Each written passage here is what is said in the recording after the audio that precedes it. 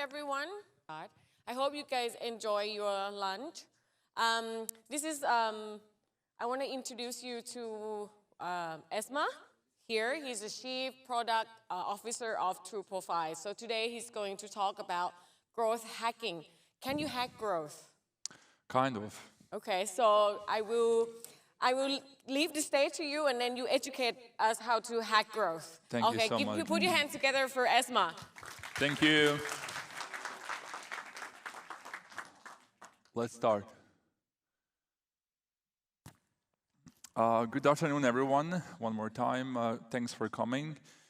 Let me tell you a story how I actually ended up being here. So one of the speakers canceled, and Lars told me you should give a speech for 1 hour. And I said to him, let me think about it at least for 1 second. And I told him, no way, man. No one in the world is going to listen to me for an hour. Even my wife, she doesn't want to listen to me for an hour. And speaking of her, we had a chat the other night. I said that even in my wildest dreams, I couldn't even imagine that I would be speaking in NFQ Summit. It's like the biggest tech conference in Southeast Asia, blah, blah, blah. I'm so glad to be there. And you know what she replied? She said, that's your wildest dream, really? And I'm not in? I said, shit. So, yeah. Anyway, I hope you're all back from the lunch. Lunch was delicious. This presentation is going to be the same, I promise to you. Otherwise, if sucks, pretend that you're a goldfish, you have a 3 seconds memory, and you're going to forget about it in no second. So there is no better way to start presenting than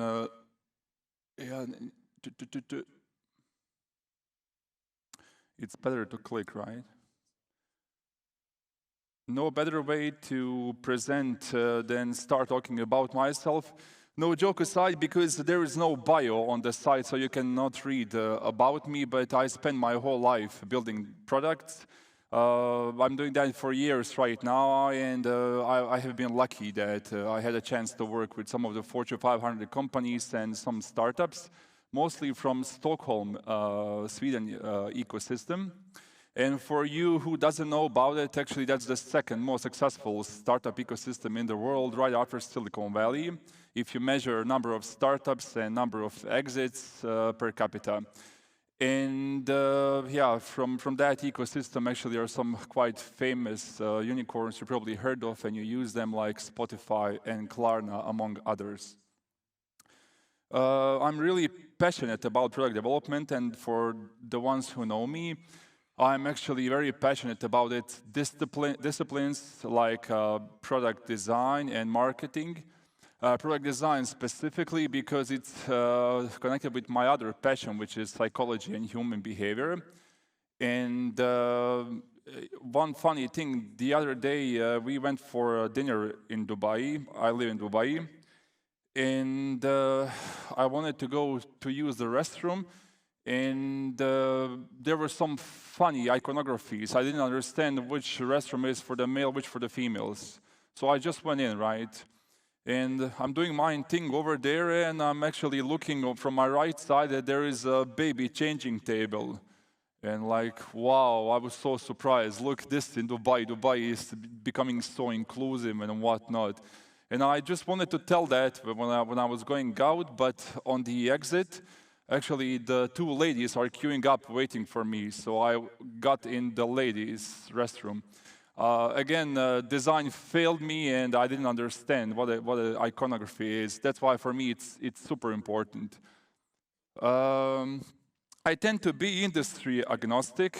I never wanted to be recognized someone as like an e-commerce expert and whatnot, but I had a chance to work in, just before mentioned, e-commerce, in FinTech, in PropTech, in retail, and just recently healthcare and medtech. And of course, like probably many others, I had a chance to try crypto projects and blockchain ones, and those failed miserably, right? I think when you actually bringing something from which natively belongs to some other industry into the one which you're, let's say, working currently right now, it's just a positive thing, and this is how the innovation is being created. And yeah, let me see, will this thing work? No, it will not work, so sorry about that. So why growth, right? It's kind of in the nature of the people and the business to grow. And people as individuals and business, which is nothing but a group of individuals, right? And regardless of the size of the company which you are actually in, you can use the set of these techniques to actually increase either your user base or your revenue or whatever you are up to there. So if you ask yourself, who is it for? It's for everyone, regardless are you a startup with $0 on your marketing budget, or if you're a big corporation with dozens of $millions on your budget, you'll need to try this. Doing this, actually, you will be able to capitalize on some of the different revenue channels which you're going to discover along the way. And it depends, again, what is your key idea behind running these techniques. So if I just take a step back and define, again, in my own world, what the growth hacking is, it's something creative, right? It's a set of experiments and techniques which you're actually running all the time in order to do something. And that something is, for example, you might want to increase the retention rate of your app or your website so people are delighted to come back and continue using your product. Or, for example, if you want to have a higher customer lifetime value, this means that if they are longer with you, then you're going to learn more and you're going to earn more, which is kind of a win-win scenario, someone would say. And for me personally, the biggest reason why actually I started doing this in my organizations was to remove silos between the teams. In my previous organization, marketing team kind of claimed themselves that they are owners of the website and all products in our portfolio. And why? Because we gave them actually opportunity to do a constant and very frequent content changes using WordPress content management system. And they were thinking, wow, look at us, we're changing something weekly on the product, on the production website. It must be awesome, right? And this is what they actually said as well to sales team. And sales team, of course, thinking that marketing team right now is the one who they should call, whatever they need. But it's starting getting serious because sales team was getting up with some crazy requirements which they wasn't able to execute or fulfill, and they're going to call us to save their asses. And actually, that was the moment when we started doing growth hacking in my previous organization. Probably you heard about all of these famous use cases. And I'm going to start with Dropbox. When 2008 they launched initially, they actually faced a stalling in signups. And they were able to get to 100,000 in terms of signups. And what actually happened, the CEO of Dropbox, Drew Houston, hired the person who wrote the book, which I was inspired, and I'm going to recommend that later. And they started doing referral program. At that stage, referral program was running in PayPal. Since PayPal was in the money business, they were actually giving $25 as a sign-up reward. But these guys didn't know what to offer, right? And eventually they said, look, we are running our platform on AWS. It's S3 bucket. We can increase the space very easily. Let's offer 250 megabytes to our users who will sign up using referral program. And remember, that was 2008, right? I used to wear a 1 gigabyte stick in my pocket. You easily contract the virus if you want to download something on your university computer and whatnot. So starting doing this, these guys actually were able to get up to 4 million users, which was eventually, throughout the time, during the launch of referral program, 60% increase. Second famous example was actually Airbnb. New York was a hot topic in American travel industry when they launched, but numbers didn't show that on Airbnb. And what happened, Brian Chesky and Joe Gabbia actually tried to speak with customers, and they actually understood that pictures or the photos of the apartments are so lousy that people don't want to book. And what they did, they rented $5,000 camera, and they knocked door by door on the landlords, and they literally took the photos by themselves. They also replaced these photos as well, and eventually they could see a 3 times increase in the bookings. LinkedIn decided that they just can't be the platform for the jobs, and they offer vast features to recruiters, then sales navigators, email, and they actually pack all of that into premium product. And probably one of the famous examples is during Facebook days, where their head of growth, a very famous Sri Lankan guy, Chamat Palipatia, actually discovered this sentence or this pattern where they were actually able to if customer is able to get 7 friends within 10 days, they will stick. And this is how Facebook increased their user base up to 2 billion daily active users. What's also interesting there, of course, is that they started to add hooks. So when you join the platform, they're going to bombard you with a couple of hooks so you can add people, and then if you do that within 10 days, it's job done, kind of. Just recently, you probably used Clubhouse, which also went viral, and it was an invitation-only thing. And the app of the year 2022, Be Real, a social app for the Gen Z, where you actually are able to prompt to take a screenshot, no matter the case or situation where you are in, which kind of is getting you the real feeling, where are you right now, what's happening, rather than using Instagram or TikTok filters. Right? How to start? Well, usually in my own view, you first grab by the neck your respective CXO, is it the CEO, CTO, whatever. You get a buy-in from him, and then you actually start pitching the idea, why do you need a growth hacking? Then you need to compose a team. Who is on the team? Well, I just said you need to have a cross-functional team. It's kind of, which should act as a small startup.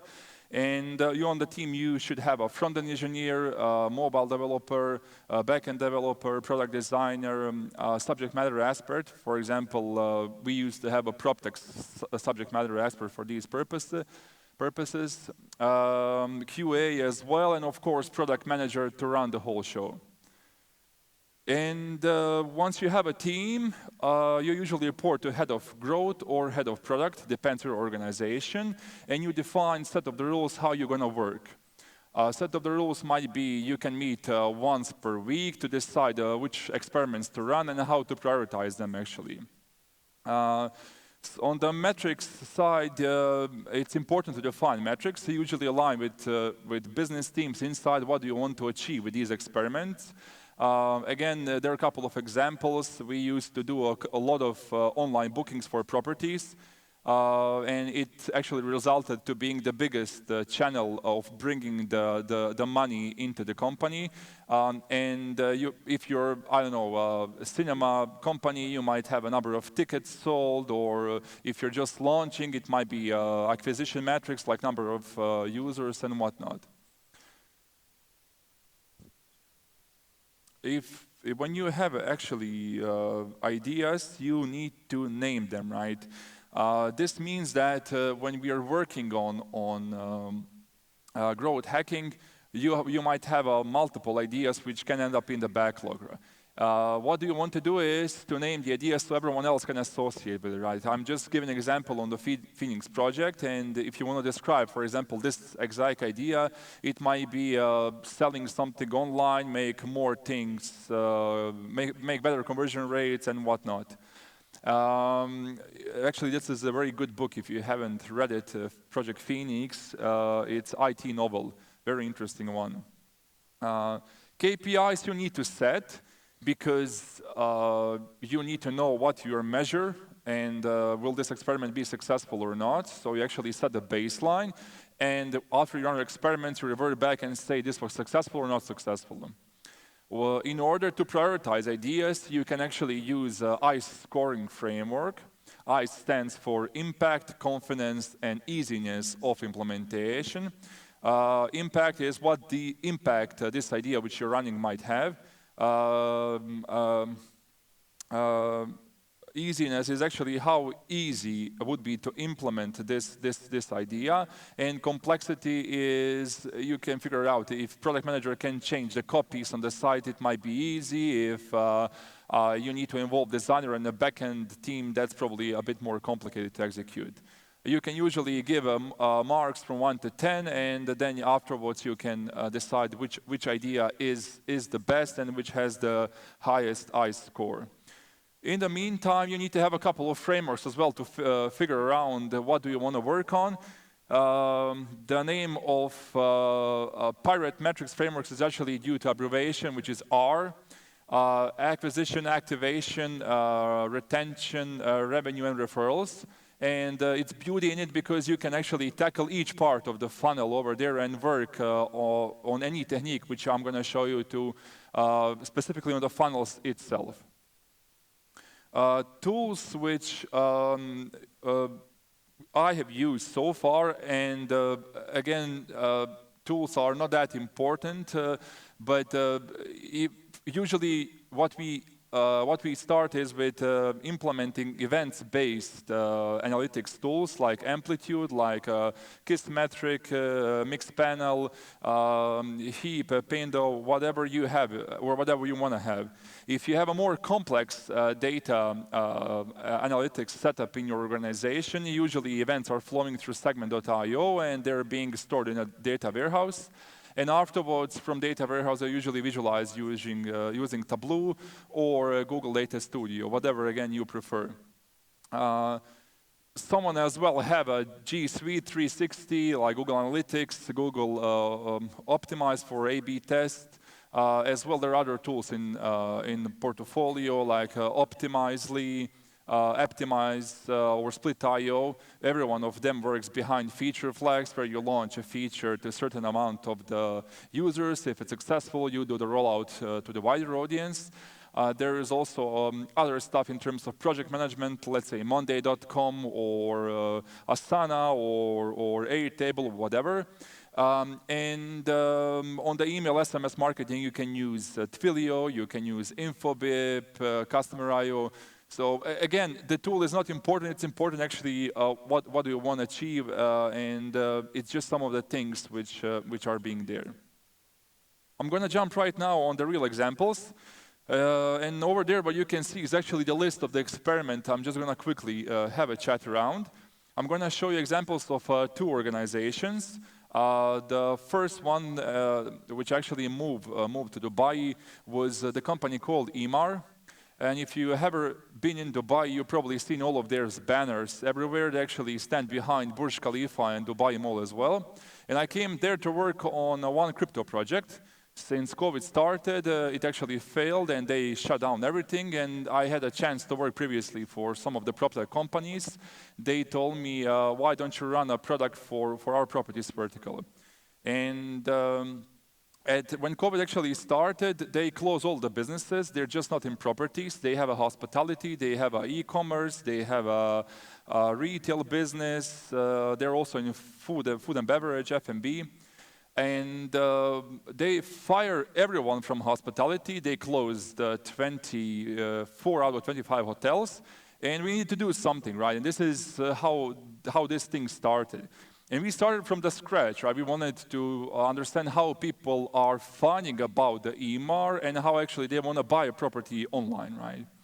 And for us, we had a couple of metrics to measure, like leads conversion rate. Leads means that wherever there is a button you click, there is a form you fill in, like a full name, email, phone number. And once you fill that, you become a lead. We store your data in Salesforce, and someone from sales team will gonna call you and try to close the deal ASAP. My current organization is in a healthcare business. We have a platform which is a healthcare career hub, and we are trying actually to bring people from, let's say, India and Philippines, or countries where there are a lot of medical workers, to work abroad. So we're kind of selling them a dream, because they are moving into a better life, into a higher standard, and you're going to see some of the experiments which we are doing because of that, because we are very good in terms of the signups, but we are failing to verify these users. Verify means that either your identity documents are verified, or either your diploma, because you don't want to be treated by an unverified healthcare professional, right? So we're going to start right now with this PropTech thing, and on the right side over here, what you can see is actually when people started to type Esmar properties, first result on a paid search ads was what? Their competitor. Imagine that, right? So it was unbelievable. And it was easy thing to solve, because we started to add more money into Google Ads, and eventually this is the result. Our idea was to increase from paid search campaigns conversion rate on the leads to be more than 1%. We actually achieved that, and we were able to close it with 5%. Then the next experiment which we ran was comparing again multiple variants of the home pages. If you see the screenshot up and down, on the screenshot up we have a heading which actually performed way more better. You can see there is an instant video call, there is a WhatsApp, and the label of the button was Get in Touch. And on the side below, we didn't have that, right? So, for example, when people tap on the sales and support, they wasn't able to understand what is behind, either sales or support, right? God forbid, WhatsApp, right? They didn't understand that's actually WhatsApp. And during the pandemic, instant video calls help a lot to close the leads and try to sell more properties online. On the picture below, you can see actually this prompt, big CTA, and behind is a personalized video. This means that we run a multiple, again, experiments, and we try to serve some sort of a personalization and recommendation on what to buy. And we use Google Analytics, client ID, a cookie we store there. So if based on your search history and based on your visits, videos and the site will change this hero video section. And we will kind of try to influence on your buying process next time when you're there. We also accidentally discovered that this place in the heading, where you can see over there, actually performs super nice. And since we had one New Year Eve event, which we wanted to push on our site as well, we actually saw that people are clicking over there like crazy. And we realized why we not to put offers which we are actually getting to the people, and why we are offering some sort of discounts, waivers and whatnot. And this actually worked like a charm. What you can see is amplitude charts, and line chart below is actually, we see two colors. Events page, which was previously there, and right now it's offer page, and you can see that 3 times and even more clicks. So this was a big breakthrough for us. And as you can see, one of our goals in order to convert lead was more than 2%, and right now the site is performing at 2.7%. One funny story as well, if you see those two screens, on your right side, you're gonna see, since traffic is coming from mobile, right, more than 85–90%, we actually redesigned the page to look like this. And if you see over there, you don't have a search. We hide the search deliberately behind hamburger menu. And again, during COVID, Emirates Airlines CEO was calling our CEO. And in some sort of Arabic English, he said, "Wallah Habibi, where can I find villas?" So he wasn't able to search for villas. The guy has a vast amount of millions of dollars he wanted to invest.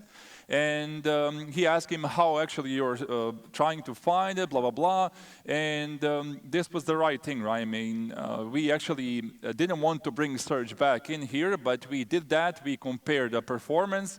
And actually, a lot of people from this search button ended up becoming a lead. So that was also for us a big plus. It wasn't that we listened to the customer, because initially we asked them, do you want to search? They say no. But then when you have a highest paid person opinion, you need to revert search button. This one was a simple design change, and if you see these rectangular images, we have 6 of them, 3 by 3 grid. And it was just one section of the page, but our designer actually played around, and this big portrait image, which you can see over there, actually performed 5 times more than the others over there. So for us, this became a very prominent spot to promote the things. And over there, again, amplitude screenshot. People are interested these days to buy properties on the beachfront. And as well, the trend in Dubai right now is to live in villas. And you can also see that the second highest number of leads is coming for Dubai Hills, which is actually a villa community. Over there, you can see brochure leads. What we did was actually we gated the button download brochure, because we realized if people click there, we will prompt the form again. They will enter their email, name, full name and phone number, and eventually they will be able to get their brochure on the email. So new management came in. They said this is a bullshit. Whoever did that, we want to remove this feature. But since we had a chance to prove them that they're wrong, then data is showing differently, we actually kept that feature, because brochure leads ended up having 25% of the total number of leads which we're able to collect. We also added multiple mortgage funnels, because we also understand people are interested into buying the mortgage, where we did the integration with one aggregator or third-party provider. And that company was actually offering us end-to-end services for mortgages. What are we doing right now on the True Profile is a homepage evolution. When I joined the company, we actually have something like this on the left side, where we have a long heading spelling in 4 rows. Then we didn't have a kind of a clear value proposition. This CTA button was kind of blending in this blue color over there. And if you can see this flying rocket lady with the briefcase, that doesn't resonate with healthcare workers, because what the hell is this, right? So we started a lot of experiments, and we actually added a couple of real photos of healthcare people. We also added this, unfortunately, white headings over the white background. We actually started to experiment with the CTA colorings. And this page just show, let's say, significant improvements, like up to 2 to 3% in terms of number of signups. But what we did is, when actually NFQ Bangkok design team joined, we started to run a lot of experiments.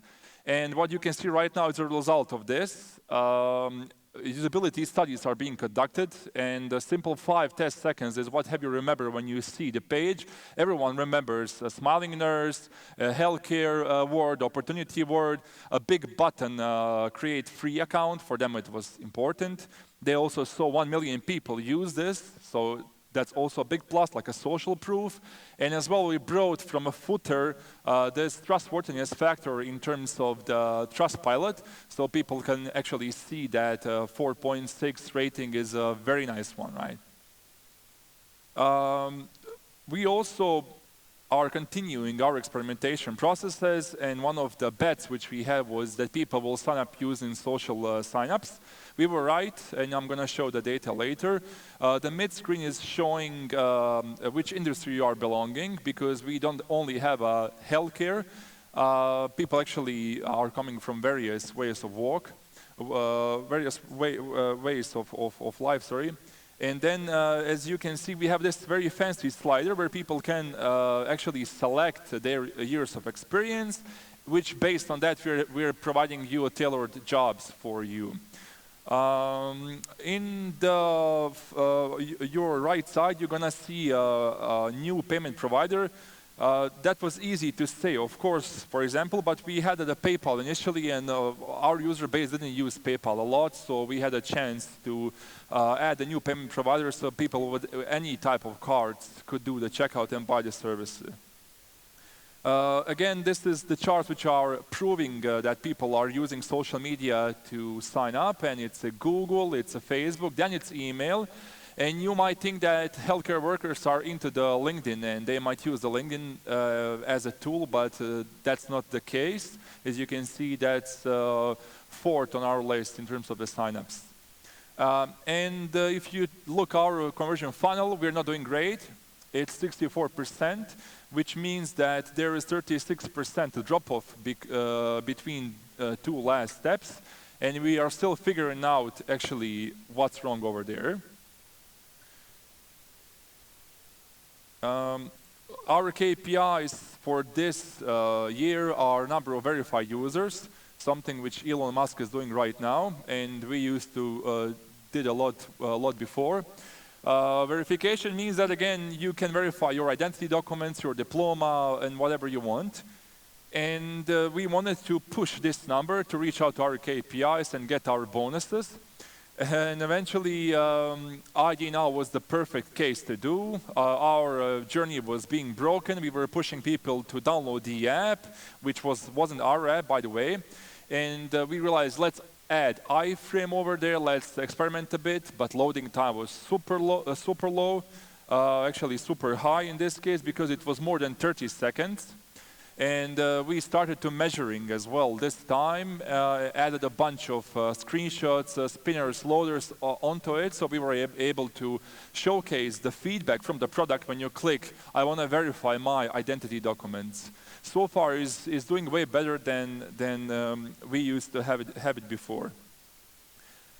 What's over here is a one sentence which saying, we found some pins and boards for you. You probably, by the sentence, can understand this is Pinterest. Pinterest, so this is a copy tune tool, and Pinterest isn't just famous for this. They have multiple other inventions, like infinite scroll, for example. That didn't came from Instagram or Facebook or TikTok. That's Pinteresting. This sentence actually is a winning variant out of more than 20 experiments which are being sent over the emails to more than 20 million Pinterest users. So how they did that? As you can see there, they compare hi versus hey versus none versus hey and your name. And the winning variant here was none. So as you can see, there is nothing like that. Then again, they compared found versus picked and found one. Some versus new and so on, right? Imagine that level of experimentation. I would love that my team would be on this level. This is fucking amazing, right? And the winning variant means that out of all of these emails which they have sent, that this email had a highest open rate, highest click-through rate, and eventually brought back people as a part of retention strategy into the Pinterest. So pretty awesome, isn't it? However you want to conduct your day-to-day operations, do that. This is, again, just examples which we have used Monday.com as a tool in my previous organization. You decide on number of experiments which you run. You decide on the ICE scoring and which one to run next week. Back in Emar days, we used to run 3 per week. Right now, we want to run 5. This is our Kanban board and Airtable. And a couple of details and screenshots you can find as well here. In here, you're going to find all the details which you're paying attention on, like a target audience, like an email subject line, CTA label, then metrics before the experiment, metrics after the experiment. We are currently doing a referral program, It's super lousy, and this experiment, we send an email to 7,000 people. Before experiment, we used to have 309 people, and after the experiment, we just got 330. So it wasn't the best thing, right? In terms of the future experiments, again, it depends how far away you are from your KPIs. We're gonna probably do some AI job matching. We're gonna continue referral programs. We're gonna change copies. We also have a huge bet on push notifications as a selling method, because again, our healthcare workers are someone who are pulling 12-hour shifts, and actually they don't have a time to open up a website and browse the jobs. Rather, we want to bring the jobs actually to them. Conclusion is actually that growth is intentional. It couldn't be a side project. Again, regardless, is it your life, your work, or whatever, just we need to grow. And if you want to explore further, this is an amazing book. It's calling Hacking Growth by Sean Ellis and Morgan Brown. Yeah, there are a bunch of good examples in here. These guys are very famous growth hackers, so it's very worth your time. And since I'm famous for being quick, Alexander, I think I'm on time. Oh, 5 minutes, awesome. Then we will have a thank you, and let's connect on LinkedIn. Thank you. Thank you. Do you have any questions for Esmar? Yes. Okay. Gordon? Sorry? Yeah, you can scan the QR code if you want to connect. Ah, sorry. These guys. Yes, question, please. I got a question regarding Pinterest. Mm-hmm. What tool did you use? I mean, I know Surfer SEO, Phrase. What did you use for the Pinterest example? No, Pinterest example was actually how they did it, right? That was their thing. So let me just go back. So what's the question again, Gordon? Did you actually, or did they use a tool? Or no, they have a tool. It's called CopyTune. CopyTune. Yeah, okay. And it's their proprietary tool. It's not being shipped and sold to anyone else. Ah, okay. That's it. I have a question for you. Oh, awesome, yes. Who designed your user interface for True Profile? Yeah, this is actually an affiliation thing. I'm not going to say anything. No, without a joke, Chi and his team, with Poi, Dijang, team from Bangkok, it's fucking awesome. Cheers to Chi. Can you stand up and give her our spot and meet our designer? Yeah, I actually wanna show again if you wanna see it, but yeah, honestly, just compare this one and this one. This is a work from Wit. Wit, if you're in the audience, kudos to you, buddy. I'm a proud mama. Thank you, Esma. That was it for me. Thank you. Any more questions? I have one. Okay. Yes, please. Esmar, as you shared, you run experiments.